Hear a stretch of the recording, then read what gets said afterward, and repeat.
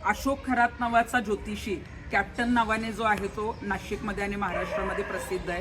त्याच्याकडे अनेक राजकारणी मोठमोठे सेलिब्रिटी जे आहेत ते त्याच्याकडे जातात आणि आता बलात्काराच्या आरोपामध्ये जे आहे ते त्याला अटक करण्यात आलेली आहे। असे अनेक व्हिडिओ जे आहेत ते प्राप्त झालेले आहेत।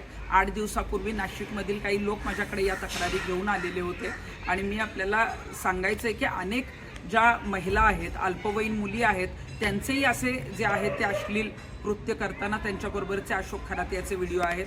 त्यामुळे अनेक महिलांनी, ज्या मुली ज्यांच्यावर अत्याचार झालेत त्यांनी बिनधास्तपणे समोर यावं असं मी आवाहन करते। तसेच काही उद्योजकांबरोबर स्लीपिंग पार्टनर म्हणून 40 ते 50 कोटी रुपयाच्या वरची अमाऊंट जी आहे ती बाजारामध्ये अवैध सावकारकी म्हणून कॅप्टन खरातने जे आहे ते वाटलेले आहे। त्यामुळं त्या संदर्भात सुद्धा ज्या काही तक्रारी असतील त्यांनी समोर आलं पाहिजे आणि कॅप्टन खरात याचे जे आहेत ते राजकीय लागेबांधे आहेत।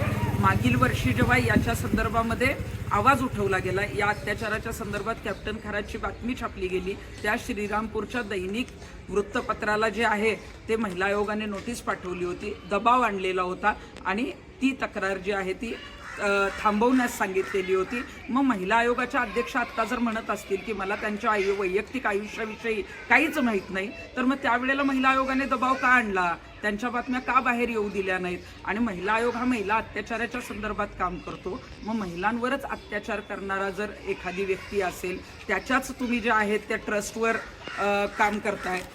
हे जे आपण बघतोय की शिवनिका संस्थान मिरगाव, त्याच्यावर रुपाली चाकणकरांचं जे आहे ते संचालक म्हणून नाव आहे आणि याच्यामध्ये संचालक म्हणून नाव आहे, परंतु त्याच्या खाली अध्यक्ष राज्य महिला आयोग महाराष्ट्र राज्य हे मुद्दामून लिहिलेलं आहे। मग महिला आयोगाच्या अध्यक्षांना हे सगळं माहीत होतं का? माहीत जर नसेल तर मग त्यांनी दबाव का आणला? त्यामुळे जोपर्यंत राज्य महिला आयोगाच्या अध्यक्ष पदावर आहेत तोपर्यंत पीडित महिलांना न्याय मिळणार नाही।